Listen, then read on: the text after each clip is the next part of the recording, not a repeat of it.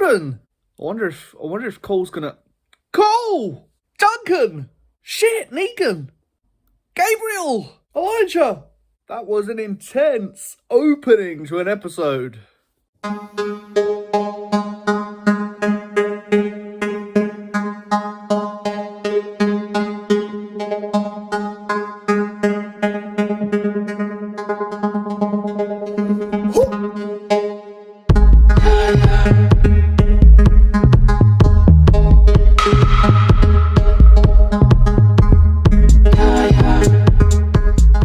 Hello everybody, here's another review for The Walking Dead's final season, episode 3, The Hunted? And shit me, man. As far as openings go, I mean, I thought the opening from episode 1 of this season was pretty amazing. But this one was just intense as hell. I don't think we've had an opening this good for a very long time. Characters died. I mean, a character or two characters did die in the last episode. One right at the end, which kind of led into more deaths. I was very surprised to see Cole go as soon as he did. I got a little bit more of an inkling, of course, when they ripped his hand off and stabbed him in the leg. And then at the beginning of this episode, I was like, oh, is he actually going to die along with everyone else? And he pretty much died as I was wondering. It didn't give you much of a chance to wonder because, yeah, he just appears and then suddenly gets his throat slit. So, whew. And I really expected him to be one of the last ones of Maggie's friends. He seemed like one of the strongest ones, as well as like Elijah.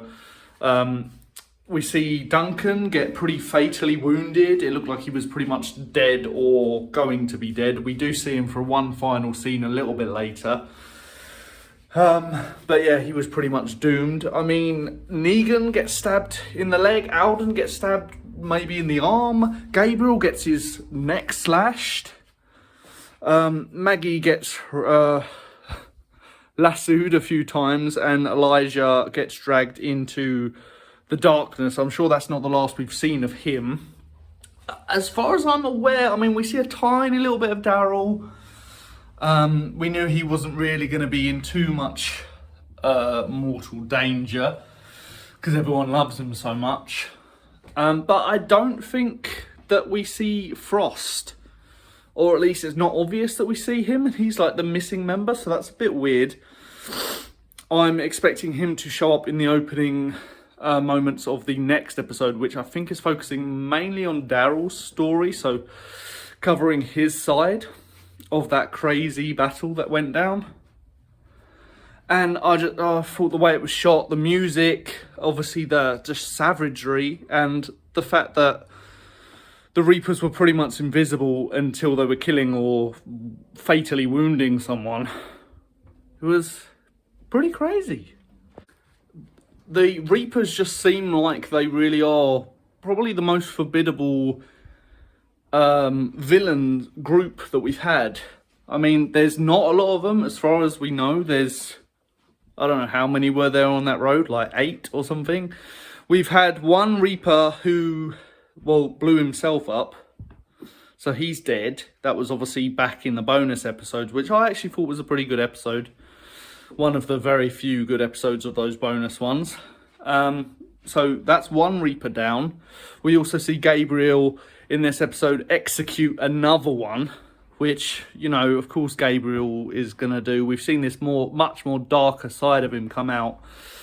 I mean, from where he begun, which was the cowardly, just utterly despisable character in season 5, to where he was calling Spencer a massive shit, actually fighting back, getting a bit more of a personality, sticking up for Rick and the group, and becoming really one of them. And then he's gone even darker, and he's obviously a badass, but he's pretty dark. We've seen that with when he dispatches, oh god, what's his name?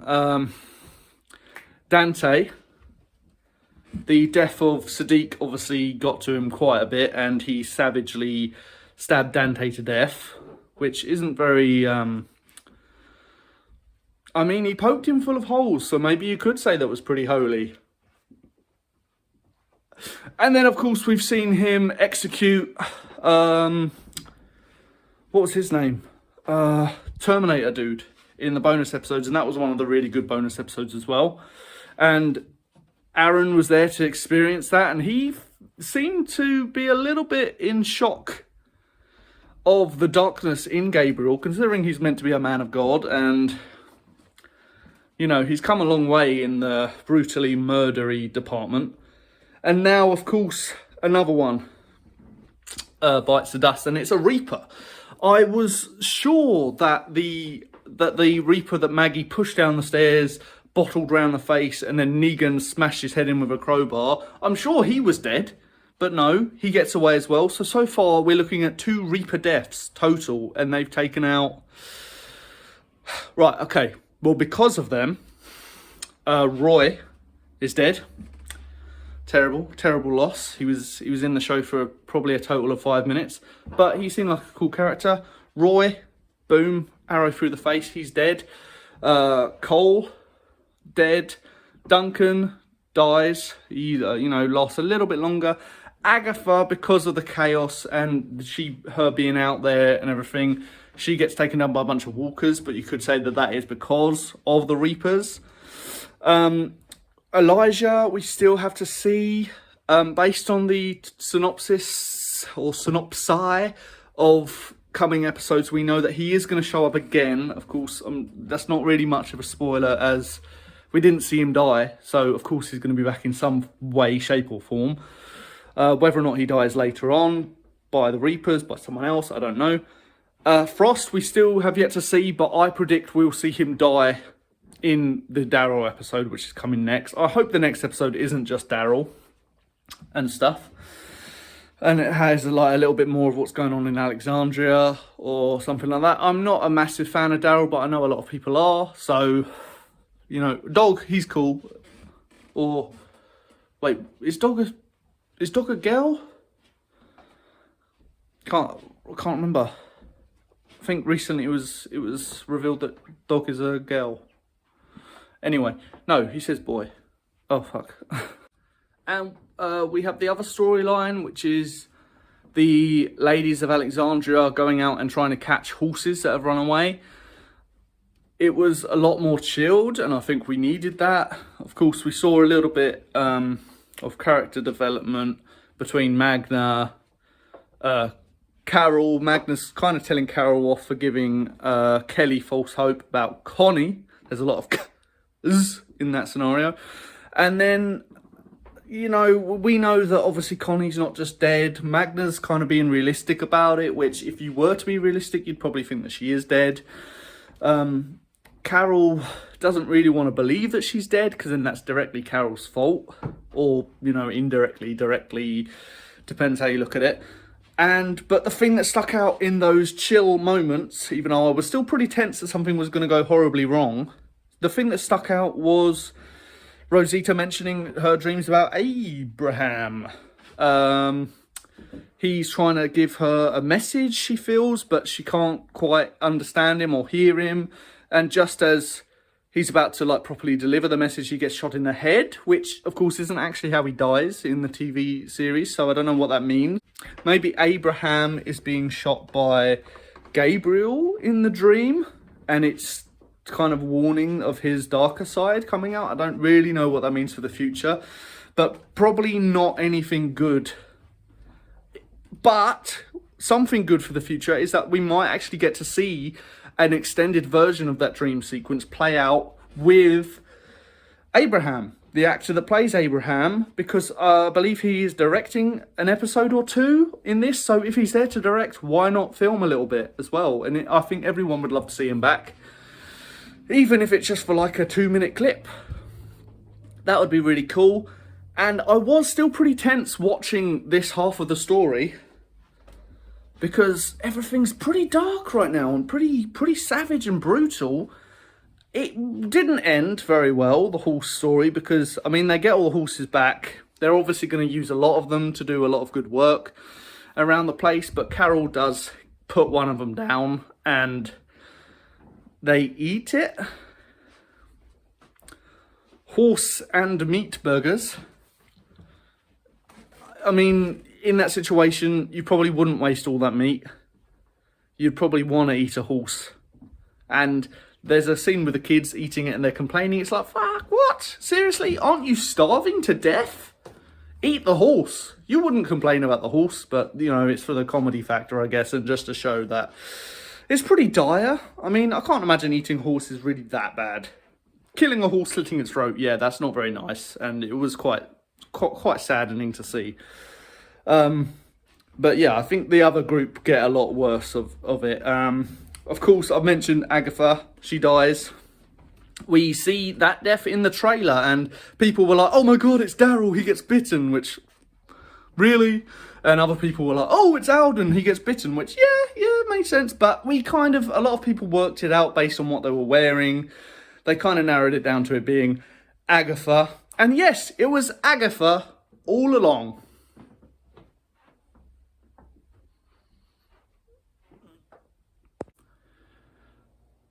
So, yeah, the Reapers are a massive threat. As far as how many, like, I think it's quality over quantity with those guys. They are killing machines, as well as all those people that they've killed directly and indirectly in this episode. And the beginning of last episode. They get a few good chunks out of Alden. And that was one of the deaths I was wondering about, because, you know, he's not Maggie, he's not Negan, he's not Daryl. He's a big enough character that his death would really be quite an impact, and I would be sad to see him go. At the same time, though, he has suffered pretty, I would say, fatal blows, and he's out in the middle of nowhere. Negan and Maggie, they have a lot of time together. And Negan is just trying to be very calculative about it and saying that they've got to do something about it. They've got to make a decision whether or not they're going to just leave him. Maggie finally comes to the decision that they're going to fortify this area and leave him there to come back for him later. But yeah, I don't feel like he's going to be getting out alive. I really hope he doesn't just bleed out off screen. I mean, they could come back and he would be a walker where they left him, and it would be pretty sad and tragic, but also I think he deserves a little bit of a better death. For me, I would like to see the Reapers break into where he is now, and I mean, if that's the case, he's going to get a pretty brutal death. But I think that's what you want for characters, that, you know, you don't want them to die pathetically or off screen.